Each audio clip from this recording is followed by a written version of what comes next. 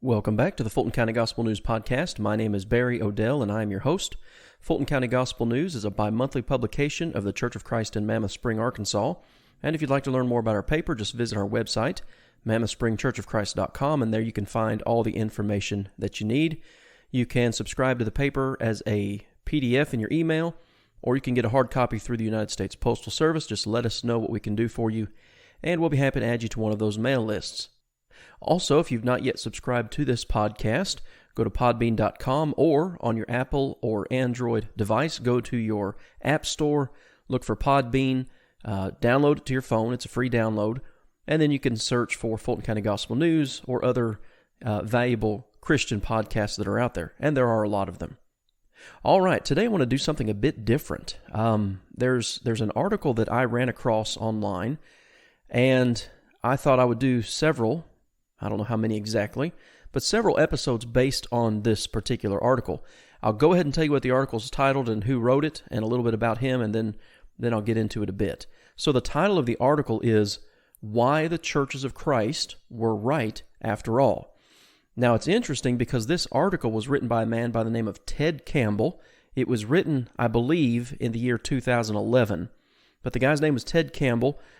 He is a professor of Wesleyan Studies. He was trained at Southern Methodist University, Oxford University, the University of Northern Texas. He's got quite an education. His teaching specialties, they're listed here. I'm just looking at a website. He teaches Methodist history, doctrine, and polity, history of Christianity, history of Christian doctrine and theology, ecumenical Christian doctrine, and then there are several other things listed about him, research interests, selected publications, like books he's written and things like this. But anyway, I came across this article, and I don't remember exactly where I saw it, but it struck something with me. I read it. I actually found it today, the day I'm recording this podcast, and I've read the article about 3 times. It really struck me. And again, the title is Why the Churches of Christ Were Right After All. Now, I want to explain, why am I doing this? Okay, why am I reading this article? What does it matter? Why would I read an article that a Methodist wrote? Well, having preached for 25 plus years in 4 different states now, with 4 different congregations, 3 different states with 4 different congregations in that 25 years, and being a preacher and now being with Fulton County Gospel News, as you publish things, you write things, and now the age of live streaming and podcasts, your name gets out there, things like that, and you see and hear a lot more than I guess I would say than I heard and saw before. And there is so much. There are so many challenges that face the Lord's church. Some challenges from without, some challenges from within, and some challenges are absolutely legitimate that we need to deal with. But then there are some that are, I think, touched on in this article that a lot of times people object to from within the churches of Christ themselves. There are what we would call progressives among us. Typically we use this language of liberal versus conservative, and we use those terms a lot of times, and frankly, I don't know that we always know what we mean by that. Just for example, I've heard, well, such and such Church of Christ, well, they're liberal. And I'll say, well, what do you mean? How are they liberal? And it's like, well, they just have a reputation. And there's no information given, or such and such Church of Christ is very conservative. Well, what do you mean by that? And typically, now I'd say 95% of the time, there's no real answer given. What do you mean when you say liberal?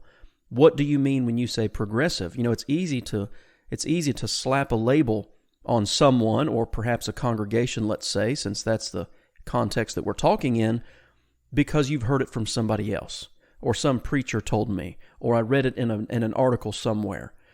We need to be careful. Now, when we talk, I think a more accurate term sometimes, instead of, let's say, liberal, would be progressive.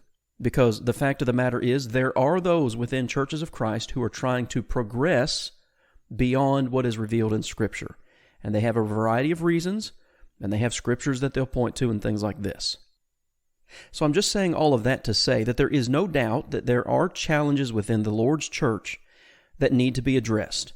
And like I said, I came across this article, and it touched on a lot of things that the term that I'll use is that those who are more progressive, let's say, individually, congregationally, that are sometimes challenged. So I'm not going to read this entire article. I printed it off, and it's 2 pages.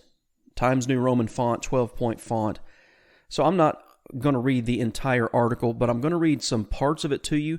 Like I said, there are going to be further episodes that deal with this. This is just the first one. I'm going to be gone for a week and a half on a gospel meeting in Ohio, and so I'm going to record this one, then it's probably going to be maybe 2 weeks before I record the second one. But the article starts off telling this guy's history. He talks about his great-grandmother and father. They were members of what he says was the Braxton Church of Christ in Cannon County, Tennessee. His great-grandfather died, and so his great-grandmother moved to Texas. She had 3 boys. She brought them up in the South Park Church of Christ in Beaumont, Texas. Well, those boys that she brought up, of the 3, 2 of them married Methodist sisters. And the women, he says, and this is a quote, the women succeeded in diverting them into Methodist churches. And then then he writes this, quote, the reputation that the churches of Christ had among my kinfolk was that they were very eccentric because they did not, and here are his reasons. So there's a little list here. Churches of Christ were very eccentric because they did not use musical instruments in worship. They celebrated the Lord's Supper every Sunday. They didn't have creeds, and then in parentheses, except the New Testament. And they seemed not to recognize other Christian churches, and by that I can only assume he means denominations. They did not recognize other Christian churches who did not bear the name of Christ in their names, or in the names of their or our denominations. And so that's kind of a bit of history about this guy and his family. And then he tells a story. And this story, as I read it, I was like, yeah, this is all too familiar. So I'm going to read this entire paragraph and make some points here.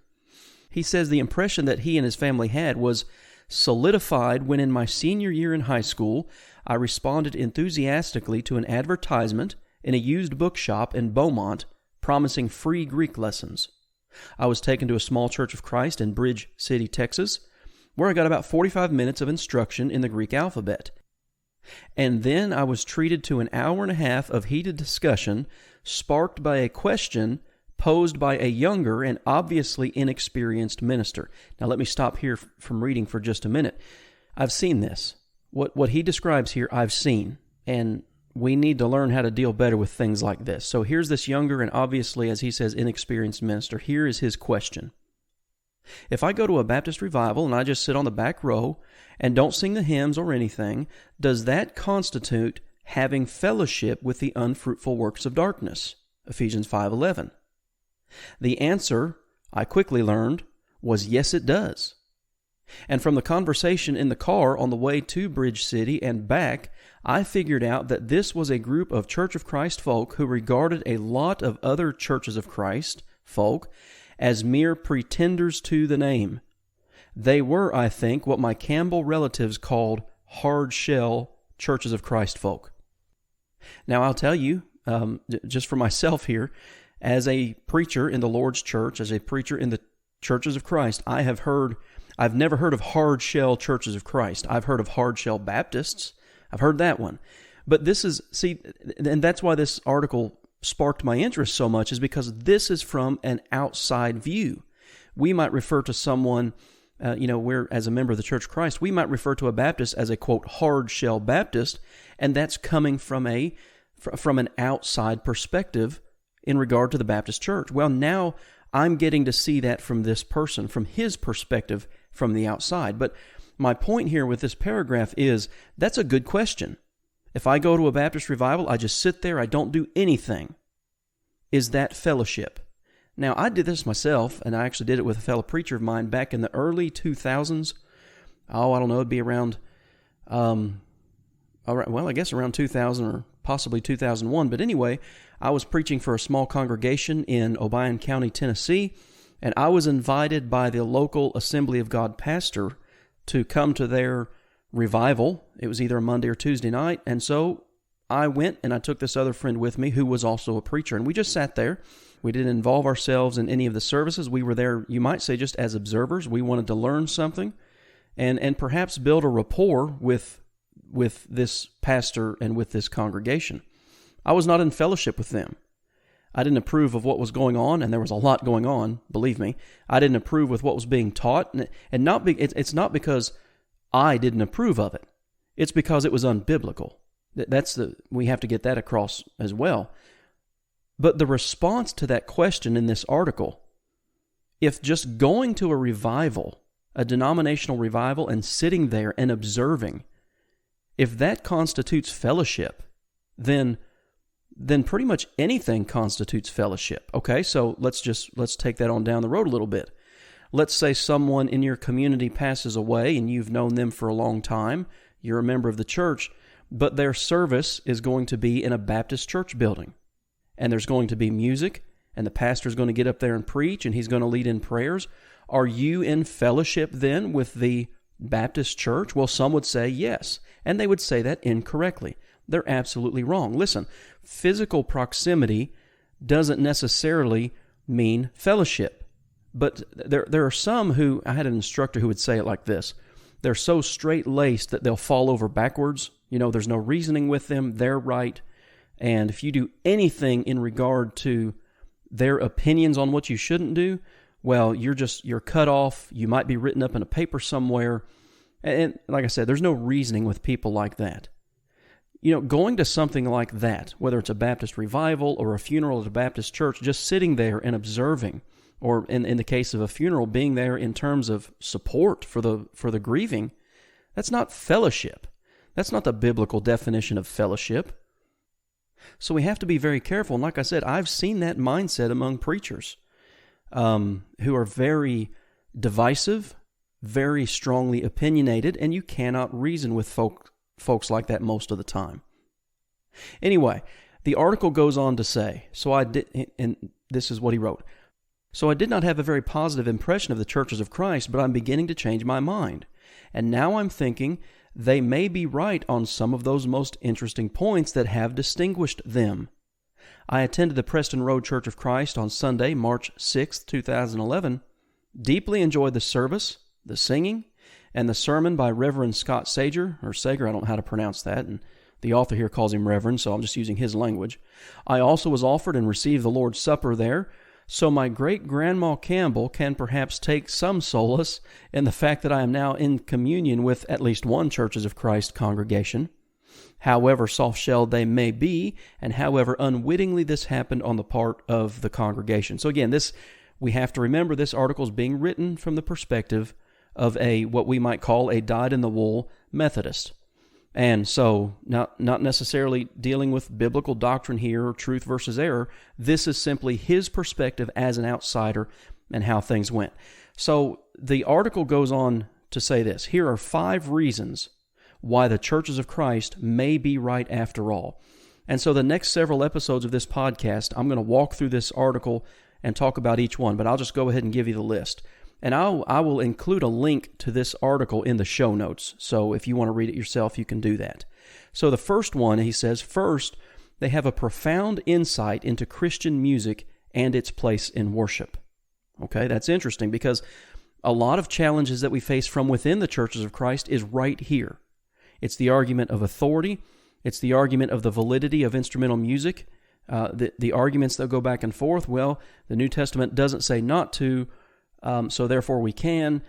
God approved of it in the Old Testament. God doesn't change, therefore God must approve of it in the New Testament. The same arguments that are recycled over and over again.